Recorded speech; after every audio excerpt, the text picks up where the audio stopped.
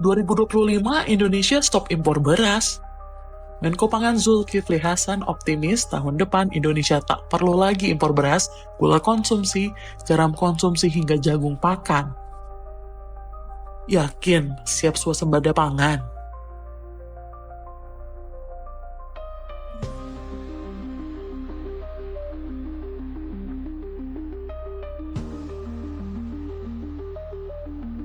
Saya telah mencanangkan bahwa Indonesia harus segera swasembada pangan dalam waktu yang sesingkat-singkatnya.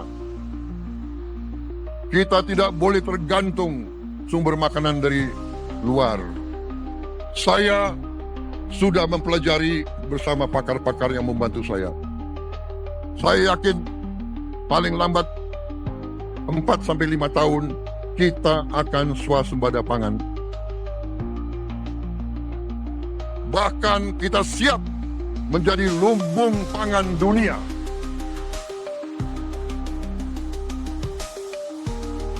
Kedaulatan pangan selalu jadi hal yang kerap digembar-gemborkan setiap rezim, termasuk di era Presiden Prabowo. Swasembada sejumlah komoditas pangan utama dipercepat dari target awal 2028 menjadi 2027. Arahan tegas ini disampaikan Presiden Prabowo di panggung internasional dalam konferensi tingkat tinggi G20 di Rio de Janeiro, Brazil beberapa waktu lalu. Menteri Koordinator Bidang Pangan Zulkifli Hasan menyatakan, pemerintah Indonesia memutuskan untuk menghentikan impor beberapa bahan pangan mulai tahun depan, diantaranya beras, jagung pakan, gula konsumsi, dan garam konsumsi. Langkah ini diambil sebagai upaya pemerintah untuk mencapai swasembada pangan dan mengurangi ketergantungan pada pasokan luar negeri dengan harapan meningkatkan ketahanan pangan nasional.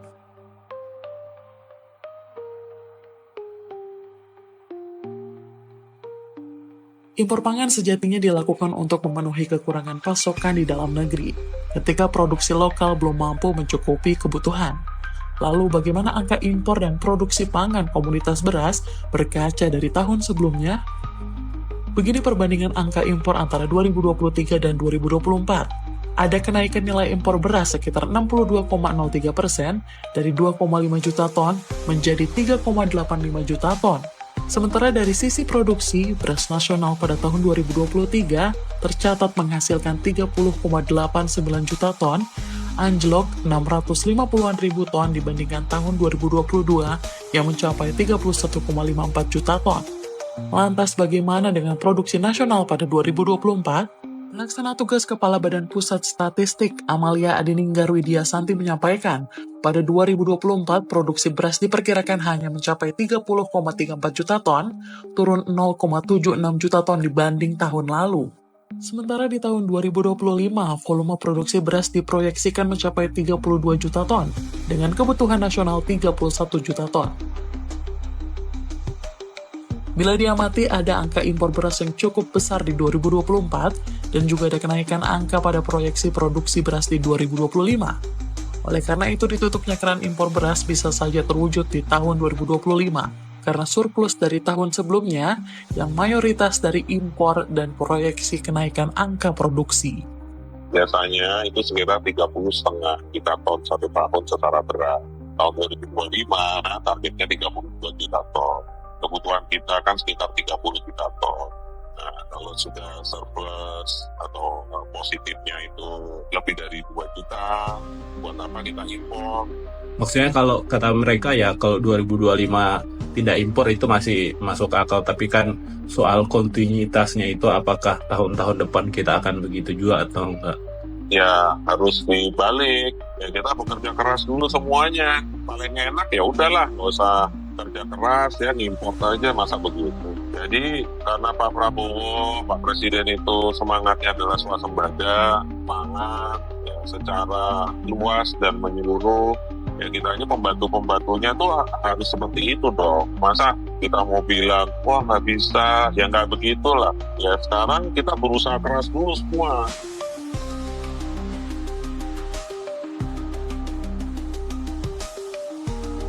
Guru Besar Pertanian IPB Dwi Andreas Santosa menyatakan, memangkas impor tanpa diimbangi kenaikan produksi bisa menjadi bencana, karena sedikit saja stok menurun, harga pangan akan melonjak tinggi.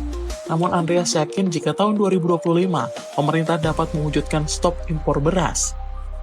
Ya, kalau beras untuk tahun 2025 saya yakin kita tidak akan impor. Maksudnya pemerintah ya. Lalu apakah itu kemudian dikategorikan sebagai swasembada beras tahun 2025 ya silahkan saja kan.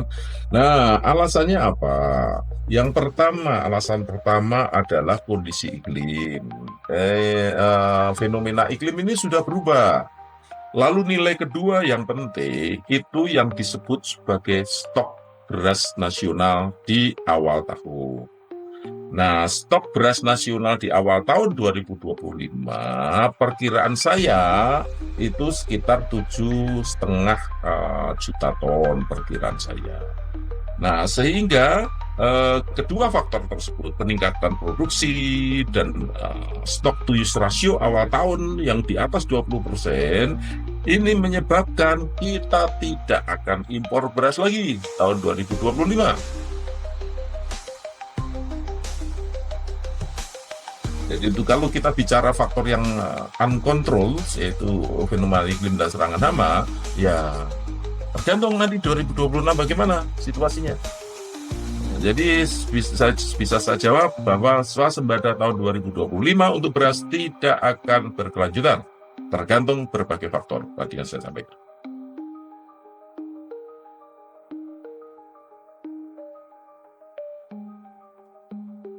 Tak hanya beras, penghentian impor pangan pada 2025 juga akan diterapkan pada komoditas lainnya, seperti jagung, pakan, gula konsumsi, dan garam konsumsi.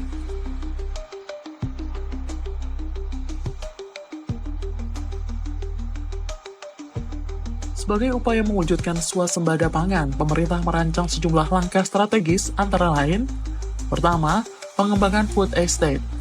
Fokus pada budidaya tanaman padi, jagung, singkong, kedelai, dan tebu dengan target perluasan area panen hingga 4 juta hektar pada 2029. Kedua, pemerintah berkomitmen untuk memberikan akses langsung kepada petani terhadap pupuk, benih unggul, dan pestisida guna mendukung peningkatan hasil pertanian. Ketiga, termasuk percepatan pembangunan infrastruktur pertanian dan penerapan teknologi pangan terbaru untuk meningkatkan efisiensi dan produktivitas. Keempat, meliputi percepatan pembangunan irigasi, jalan desa, jaringan listrik, dan akses internet di daerah pedesaan, serta penyediaan fasilitas perbaikan alat pertanian di tingkat kecamatan. Dan kelima, didedikan untuk mempermudah petani dalam mengakses modal usaha sehingga mereka dapat lebih mudah mengembangkan usaha pertanian mereka.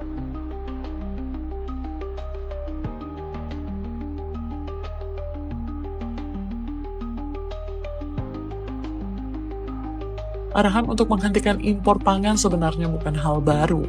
Presiden Jokowi pernah menjanjikan swasembada pangan sebagai salah satu visi besar pemerintahannya. Namun nyatanya tak semudah itu diwujudkan. Khususnya program ekstensifikasi yaitu food estate yang ramai disebut gagal. Food estate misalnya, itu kan gagal terus. Dan kita menghambur-hamburkan anggaran luar biasa besar, puluhan triliun, kita hambur-hamburkan untuk satu proyek yang kalau menurut saya pasti gagal. Itu aja.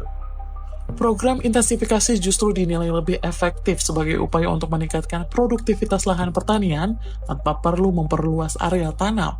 Lebih pilih kalau ditanya, Mas, milih mana yang ekstensifikasi atau intensifikasi? Untuk komoditas yang established, yang sudah mapan, kayak beras, jagung gitu misalnya, pertahankan yang ada kalau saya. Intensifikasi pilihannya. Jaga Jawa supaya tidak jadi tidak tergerus gitu. Karena nggak mungkin semudah itu juga kalau toh lokasi yang di luar Jawa misalnya, atau di luar existing yang sekarang ada, itu cukup bagus. Nggak mungkin 1-2 tahun. It's impossible. Yep. Impossible. Karena ada banyak hal yang harus disiapkan. Satu, infrastruktur, teknologi, sosial, ecological. Itu butuh proses yang nggak bisa kayak balik tangan. Saya kira itu jadi satu hal soal sustainability, lahan jadi kunci menurut saya. Swasembada pangan bukan hanya soal kecukupan pasokan, tetapi juga soal nasib jutaan petani yang menggantungkan hidup pada tanah mereka. Petani bukan sekedar roda kecil dalam sistem pangan. Mereka adalah tulang punggung yang menentukan apakah kemandirian pangan dapat terwujud. Jika pemerintah benar-benar serius, maka langkah nyata harus segera terlihat, bukan sekedar wacana.